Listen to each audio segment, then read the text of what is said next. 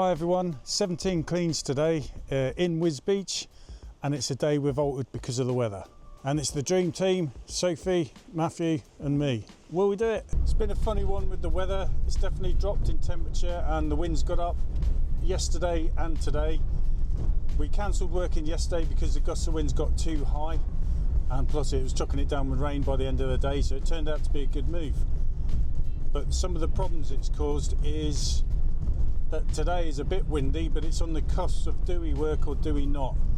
So what we've done is yesterday's work that's supposed to have been done today, we've moved to tomorrow, and we've swapped tomorrow's work so it's being done today. And the reason being because the wind's got up. Where the work is located, it's in a town, so it's all a built up area, so we're a bit more sheltered, so we feel we can get away with it more as opposed to the work we're supposed to be doing today, because they're all located in the villages, which is very rural and surrounded by fields. And all I'm thinking there is I'll just clean the windows and the wind's just going to blow up all the grit from the fields, and it's not going to be fair for the customer basically. So that's what we've done in order not to lose another day's work, because they can mount up in a month, can't they, when the bad weather hits. So what do you do? Put it in the comments below. By the way, if you like the channel, please subscribe, like and share and all the good stuff. So I'm not sure how much footage I'm going to get today, so I'll probably do some talking and put B-roll over the top, because we've got 17 cleans to do today, as I've mentioned, and it's travelling into Whiz Beach, so for us it's a 15-minute drive into Whiz Beach itself. The water we're carrying on board should see us through the whole day with what we got booked in, so there's no having to nip home and then filling up with water and come back out again. So I've made sure I got my packed lunch. Chad, thanks for your comment. I saw it this morning about it looks like we're doing less passes on the window. I haven't shown Sophie your comment yet, but he's put a timestamp for you to look at in the video.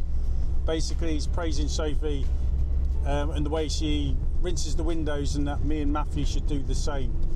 Whereas instead of rinsing the frame and then the glass, rinse the frame and the glass all together, so it makes it a bit faster. So I'll show Sophie that, you'll make her day, trust me. So cheers for that, Jed.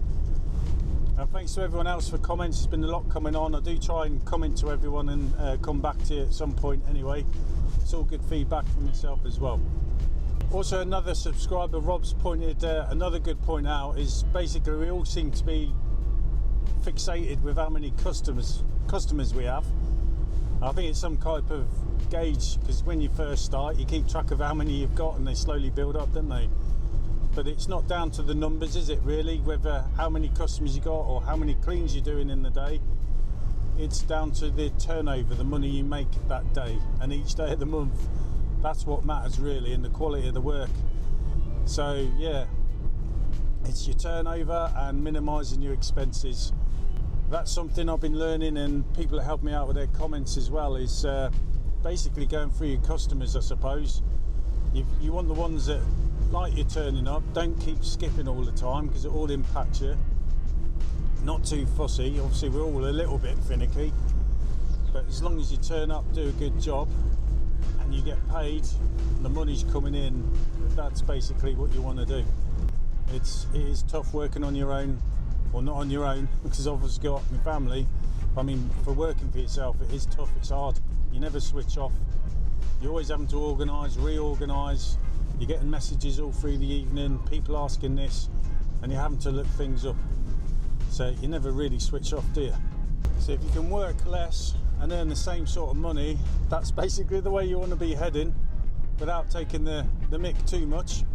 Because at the end of the day, people like ourselves and your customers, we struggle, and if your price is too high, people aren't going to use you, but if it's too low, you're undercutting yourself basically. So you want to get that middle ground, which is a hard thing to do. So always keep that finger on the pulse, keep looking at your figures and keep for a feel with it. Luckily we're still getting inquiries coming in. My wife did four quotes, mummy didn't she, yesterday? So we weren't working, but wife did have 4 quotes. I was doing some of the school runs, admin. My leisure battery is on its way out because my pump keeps stopping because the volts are dropping down. So I've ordered a new leisure battery that should arrive today. I've just got to install that in the van and I should be tickety-boo. The leisure battery has lasted me 6 years.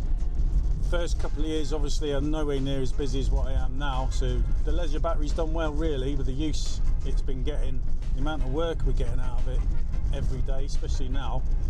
So it's going to happen. So that's that done. I was productive when I wasn't working, catching up on admin, getting stuff done. Ian Shepherd from Spring Europe's been a massive help as well with my water-fed pole link for the V16 controller. It's a cell battery one, there's been problems, it keeps draining really quick, so they're basically going to build me a new key fob for the model of my V16 controller. So I'll be getting that in 3 or 4 weeks time hopefully, because they've got to make it, and it's going to be one of them ones where it's rechargeable from the mains rather than a lithium battery.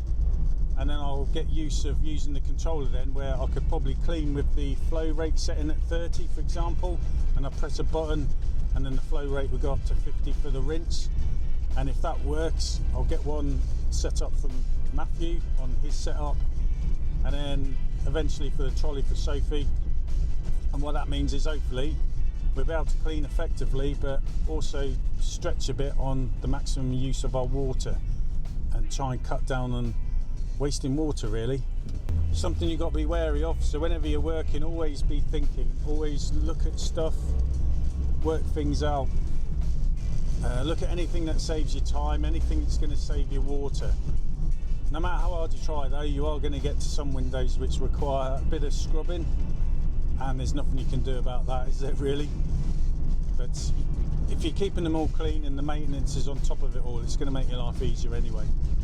So we'll get these 17 cleans done. I'll try and get some footage to overlay on top of here. We'll see if we come up with any problems.